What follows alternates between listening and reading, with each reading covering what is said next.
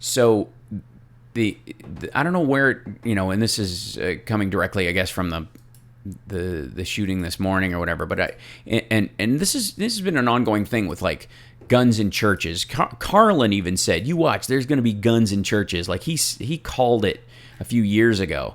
And I don't know how the Republican Party became, went from the party of Christ who drove the moneylenders out of the temple to Christ who would drive guns into the temple.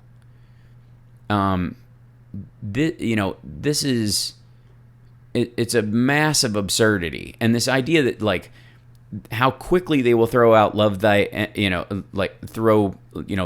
love thy enemy, and turn the other cheek.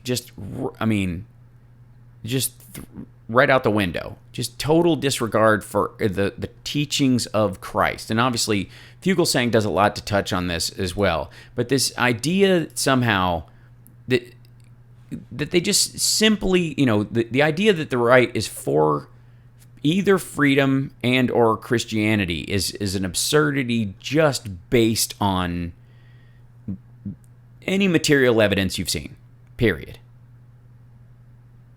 WWS. I'm not a fan of Megan's either, but that's not ultimately the point. The point is that she should have the right to say what she's saying, and that even as awful as what she's saying is sometimes, she's saying it within the context of she thinks she's helping or she's holding a political point of view that she's trying to articulate, whether she's doing it or not.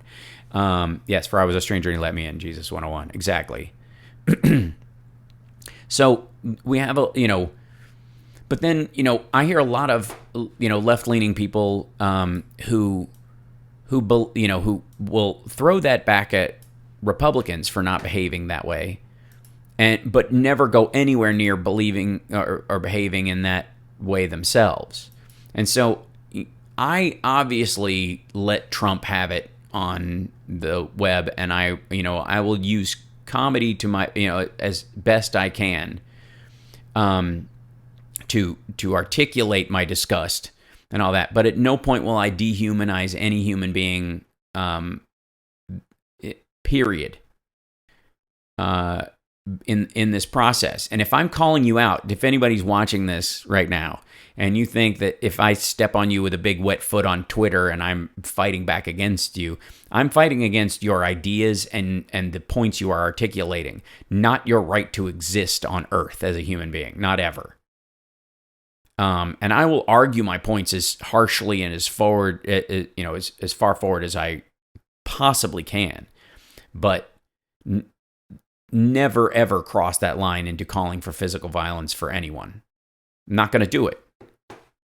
And I don't believe, like I said earlier in the show, I don't believe in the punch a Nazi meme.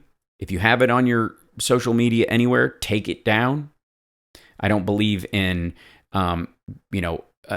even like uprising and revolution language, I find tiresome. Like in many ways, revolution is has become the 6-minute abs of American democracy. And instead of coming up with a diet and nutrition plan to actually create the country we would want, we just want the lap band of revolution, surgery.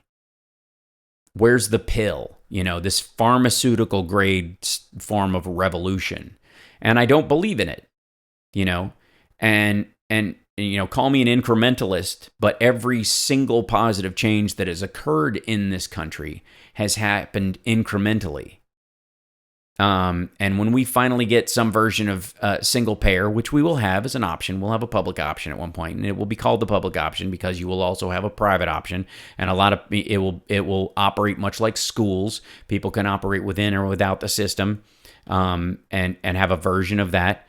Many people will supplement what they're getting, just like they have, these Medicare companies and Social Security companies that provide more dental and prescription coverage, and that will exist. But when it finally happens, and it will over time, because it will become more important to protect the health and welfare of the individuals that call themselves Americans than not. which is where we are right now. When that happens, it will have happened incrementally, starting with Social Security.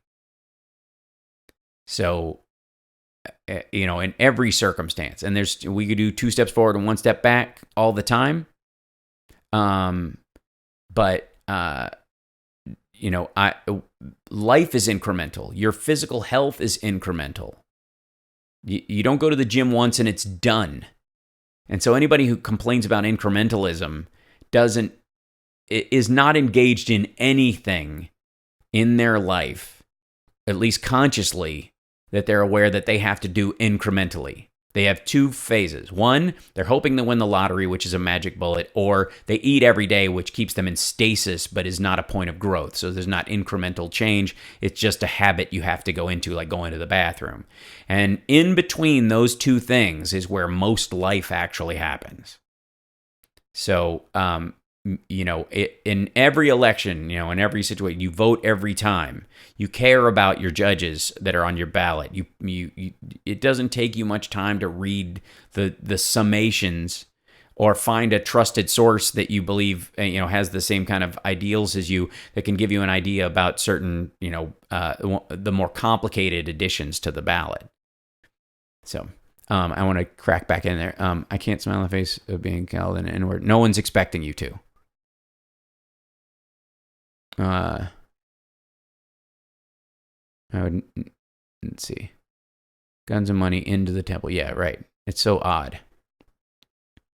Do you think the media in general should not report on Trump's various opinions, not related to policy or governance, in an effort to not exacerbate the political? I think they should certainly. That's a great point, Jason. I think ultimately it would be great if they reported more on the legislation or the languaging of the things that he released and not his statement about them, which is often either contradictory or sort of the generic sales pitch. Doesn't tell you what the engine's really made of or how it's going to run or how not run. They've reported many times about his tariffs and his ideas about tariffs, and that reporting has affected the market, even though the tariffs hadn't gone into effect yet or weren't fully implemented like that. And in just kind of talking about, are tariffs good for the market or tariffs bad for the market, and kind of giant swaths, we lose sight of the situation where he's allowing his daughter's business to have special protection, from the tariffs.